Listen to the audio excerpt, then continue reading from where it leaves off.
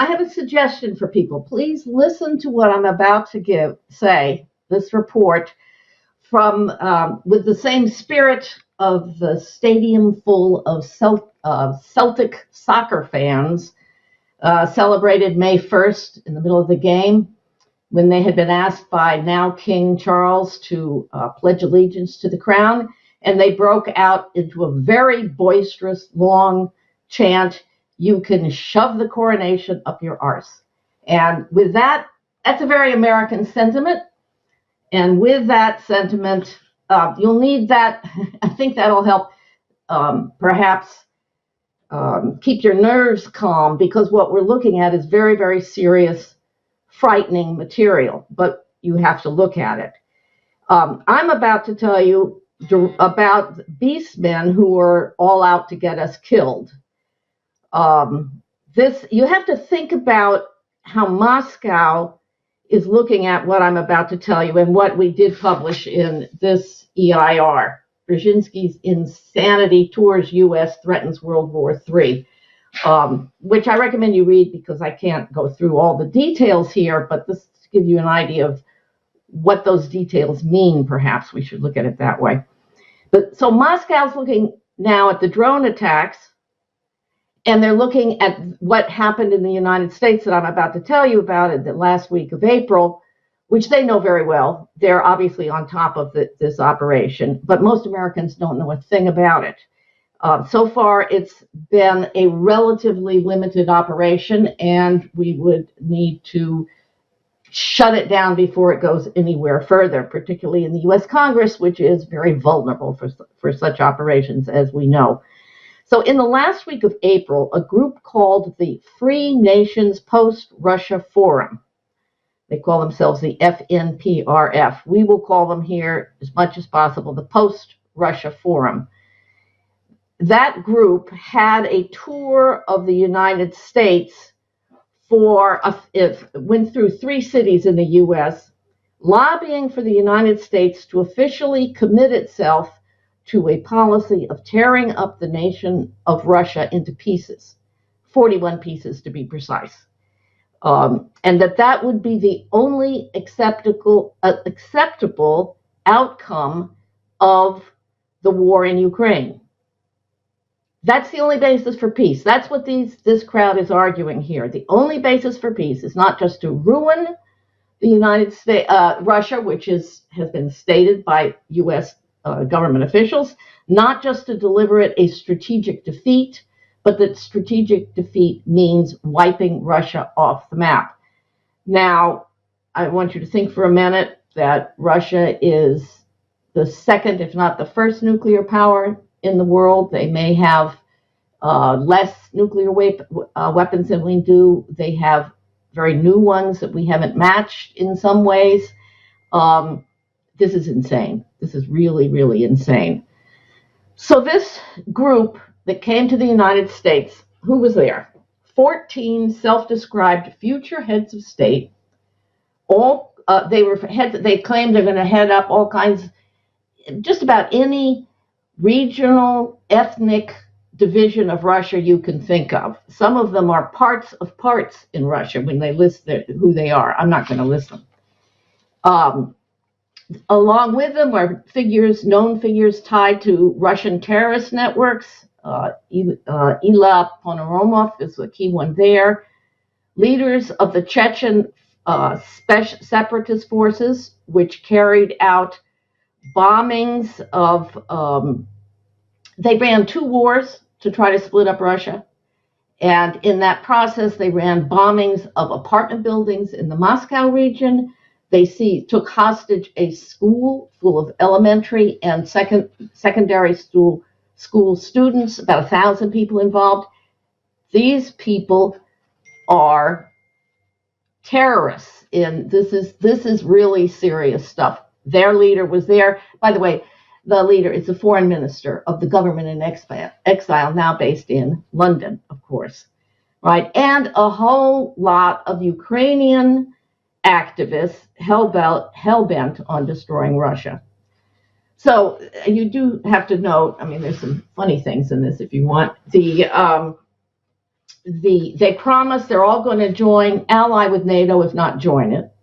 All these 41 new countries that are come about. And listen, West, you are going to get the riches that Russia won't let you get your hands on. You're going to get its oil, you're going to get its gas, it's going to get your mineral resources, and you'll probably get it cheap from us because we're little tiny ethnic groups or regions that don't have the basis to defend any national development. So that gives you the smell of what this operation is.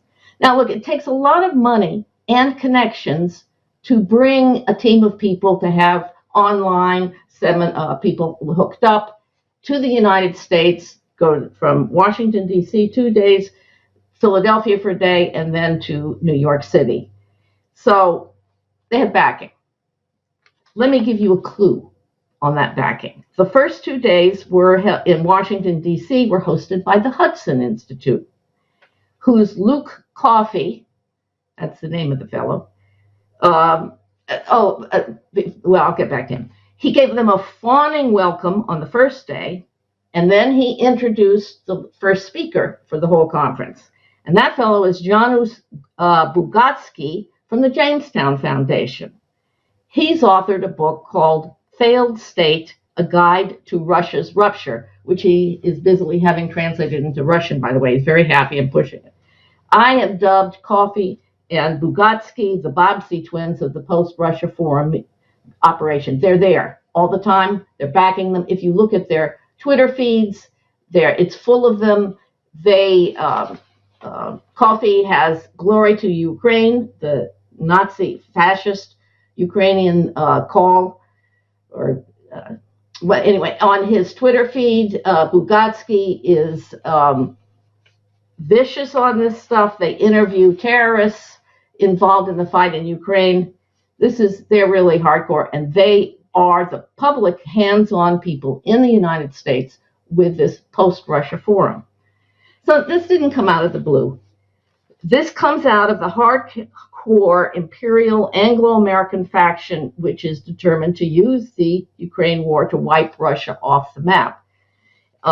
They are making their move. That faction is making their move with this. This is a faction, and this is hard for many people to understand and believe, but this faction deliberately seeks a nuclear showdown with Russia. I think they probably insanely believe they could win that, but in any case, they're willing to test that truth out with our lives. And this operation of bringing the post-Russia forum, the free nations of the post-Russia forum here, is part of that move. One other thing while you think about the insanity of this, you remember that let me do it this way. You have to figure where you know who's behind the operation. Let me put it that way. With a stated goal of wiping out Russia is from that goal. And that's Great Britain. That's the monarchy. That's the imperial faction. They've been working at this for centuries. You've heard of the Great Game, probably. All of you have heard of geopolitics, that doctrine. The British monarchy does not like any big, prosperous, developing countries, especially if they're multi-ethnic and could be broken up that way. And that, I caution you, includes the United States, very much so. But they have had particular venom versus Russia since Peter the Great met with Gottfried Leibniz after having many exchanges with him before that, right before Leibniz died in 1716. Gottfried Leibniz is the German philosopher who not only gave Peter the Great the idea of putting together the Russian Academy of Sciences, which is a great treasure of the nation in terms of scientific capability, but it is his philosophy directly upon which we fought our American Revolution and in which our founding documents are based. So the British don't like that, and they particularly don't like when we get together. Russia has never been, except under the Cold War, when the British were already taking us over, an enemy of the United States. It is not our natural enemy. Alexander the Second, I think it was, one of the Alexanders, Tsar, sent the Russian fleet to defend us from Great Britain's attempt to split us apart during the War of the Confederacy. This is a British project. The problem is it is being now ideas from Britain. They have their SAS, they have their forces, but it's largely centered in the United States. And that has implications for our existence as a nation if these guys push this to the point of nuclear war. This is personal. You have to think of getting involved to take this stuff down when you think through the implications of that. Now, who in the United States? This is the Anglophile faction, going back to the Dulles brothers, the same group that did the Afghanistan war, the Iraq war, the Libyan war, the Syrian war. Lyndon LaRouche called them famously the children of Satan. And we published a 3-part series, published as a book for his 2004 presidential campaign, going through the mindset of the beast men who believe that the world, it can be run and only run by terror, by war, by destruction, because man is inherently evil. The name Synarchists were the name involved. Cliff, maybe in some of the discussion we can come back to that if that is useful.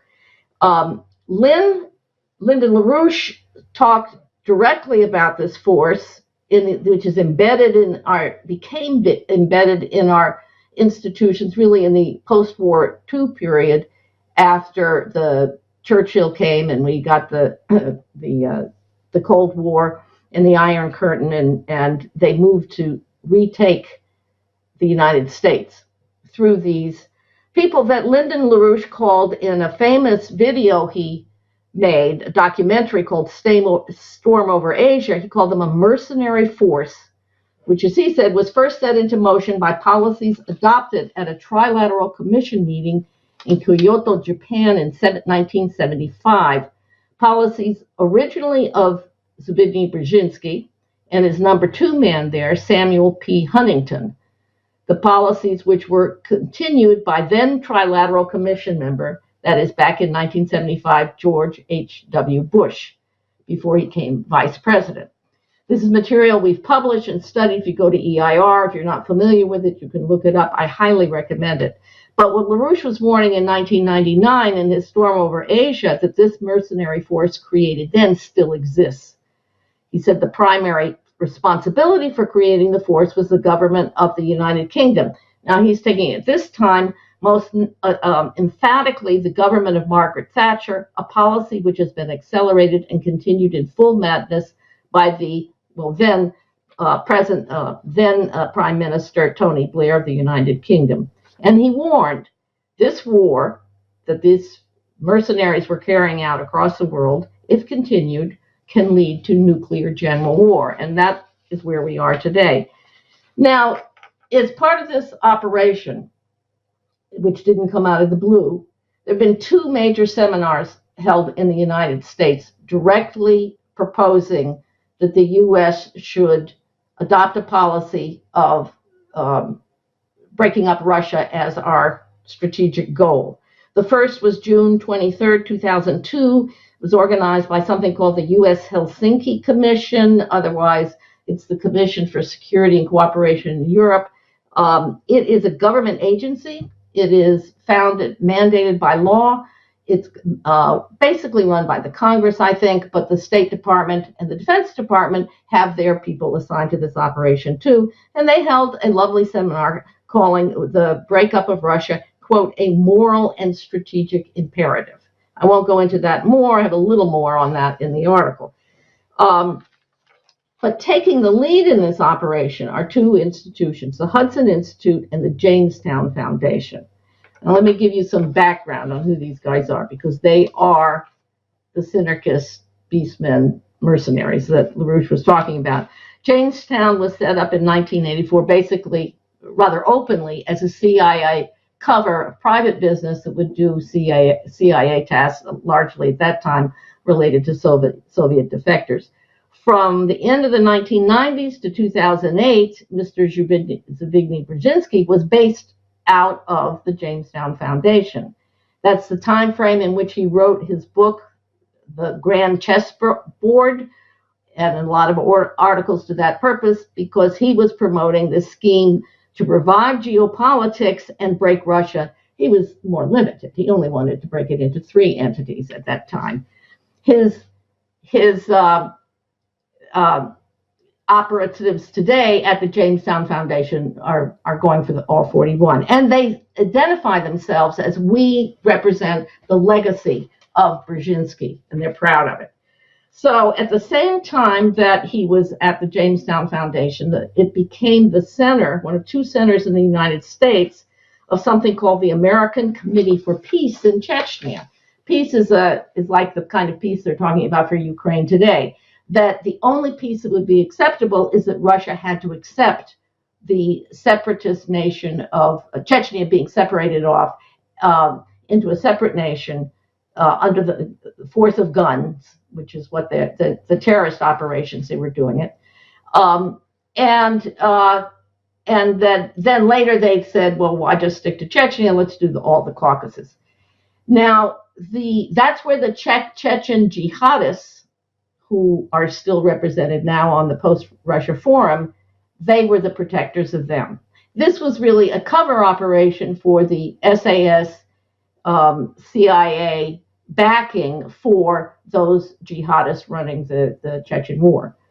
And the board of Brzezinski's AP, this Chechen American Committee for Peace in Chechnya, was completely, it's just one long list of the unipolar Project for a New American Century, PNAC. William Crystal, Robert Kagan, Norman Podhoretz, Michael Ledeen, James Woolsey, Richard Pearl, Allen, and I'm escaping me the third Richard, but you know all the names. So that's who the Jamestown Foundation is. They have a long history of operations and covert activities abroad, particularly aiming at Russia.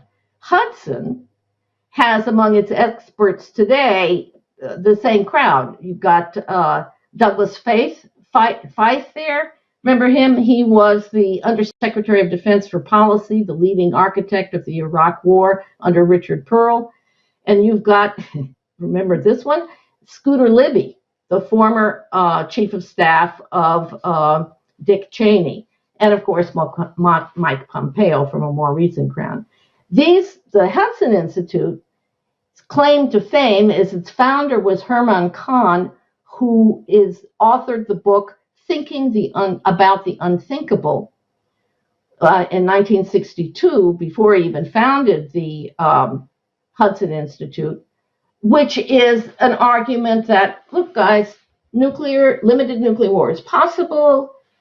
Can't be too frightened of it. We have to think it through. We have to be prepared. Gee, we don't want it, but let's just act like you can have a nuclear war. So that's the mindset and the people here pushing this operation. So the Jamestown Foundation and the Hudson Institute in February of this year hooked up to do a joint seminar called Preparing for the Dissolution of the Russian Federation. So my co-author, Carl Osgood, and I, who both watched this, debated who was more crazy in there. That you have a bunch of Cold Warriors, operatives from the days of the CIA MI6 Captive Nations operation, which was used after World War II to whitewash and protect actually Nazi actual collaborators with Hitler from these parts of Eastern Europe, including Ukraine. And so that, that's who these people were. And they debated who would be the first to break out of Russia. And Paul Goebel, who's of the Jamestown Foundation and likes to reminisce at post-Russia forum meetings about the good old days of the Captive Nations meetings, he proposes Siberia, because he said, Siberia, I'm going to bet on it, it's going to be the first to break. Now, if you talk about resources, think about Siberia. I can tell you something that Scott Ritter is currently in Russia, and we should discuss this. I think it's worth it in the discussion period. And he has a lot. He started his tour in Siberia and has a lot to say about it. Anyway, these two Bobbsey twins have hand control over the post-Russia forum. I'm going to have to skip some material here, but they have the post-Russia forum was set up in Warsaw in early May 2022. Bugansky and Kofi have attended the most meetings of all the Anglo-American people who attended.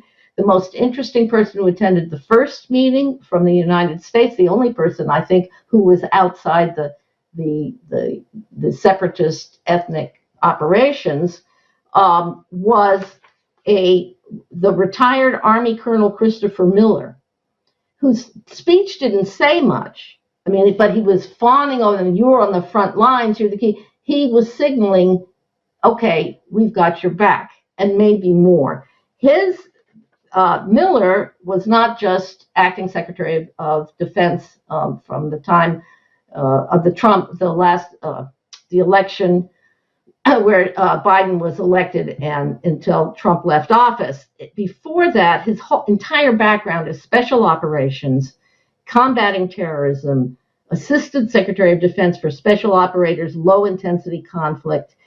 He oversees the employment of special operations forces in counterterrorism, unconventional warfare, irregular warfare. You get the idea. And here he's addressing this. And I think this points up to what this operation, we have to view this operation. It's a public relations operation being built up for a policy drive, because they are insisting, these guys insist that the U.S., Western nations should recognize all these republics. So they're forming themselves to form dialogue channels. They're going to have their next meeting in Japan in July. Then they're going to be in London, of course, in September. And then they're going to have they've got a whole series of plans and action, and they're trying to get everybody ever involved in NATO to back them. But that's one side of the operation. But the other side of it is they're being built up as a hybrid warfare special operations, both as a new jihadi force like the Chechens were before, but also as a cover, I think, certainly, especially right at this time, of SAS, British SAS special forces and U.S. special forces. To sum up what they did here, without going through all the details in their April visit, I think the exchange between Bugatsky and Ponomarev, the Russian terrorist spokesman, is sort of gives you a taste for what they're talking about. He began the whole forum in Washington, and he said, "You have to seize the moment." That was the title of his speech. This is the moment, the only moment. We've got to do it now, or we won't have another moment. Make sure the failing Russian empire never rises again. You know, he gave them instructions how to think about it. Make your voices heard, set up offices in key capitals, coordinate on strategy, prepare for recognition. People must understand that your nations will be in line with Western values and will strengthen NATO's flank. And we can together make sure the West embraces the collapse of the Russian Federation. So then Ilya Ponomarev, this Russian terrorist, stands up. He was there in present for this operation, stood up and asked Bugansky the first question. And he said, he speaks very good English, by the way. He's very cool, former Duma member. He knows what he's doing. He's not some scruffy little character. He said, many in Washington greatly fear the collapse of Russia would bring chaos, instability, nukes, and bring down China. You are in an influential think tank, and you understand this. How do you recommend we deal with these fears? And what Bugatsky answered was on the question of nuclear war. So this is the biggest fear. And he had this tone of, oh, how silly can these people in Washington are. It makes no sense that Russia would use nuclear weapons against the opposition inside Russia. Nor would Russia use them against the West, since that would only escalate their destruction. And, you know, people are worried about, even if it broke up, but then somebody could get their hands on these nuclear weapons and use them. And they said, oh, forget that. That's silly. The codes are under control, and these countries are going to be our allies. And so there's nobody out there who's going to use it. And he just said, you have to tell Americans, relax. We can do this peacefully. This can be done. Now, there are many people in Washington who agree with ruining the Soviet Union, Russia. They may agree with strategic defeat. They are not so insane as to back this. This is a move by a psychotic faction whose mindset is the beast man. And just to finish here, I think I've talked over my limit, but just to finish, the Ukrainians at the center of this, the whole operation is pivoted on Ukraine winning the war against Russia. And the Ukrainians involved in this thing, including Ukrainians who are card-carrying USAID operatives like Hannah Hopko, who spoke in this operation up in New York, these people are very open. As one of the co-founders, who's Ukrainian, of this post-Russia forum said in an interview he gave along the way as this was being built up, my goal is that when this is over, the only place where Rus, R-U-S, will appear on the map is at the end of the Belarus. And after that, the rest is all to be finished. There's more, but that's perhaps more than you needed. That's it for me for now.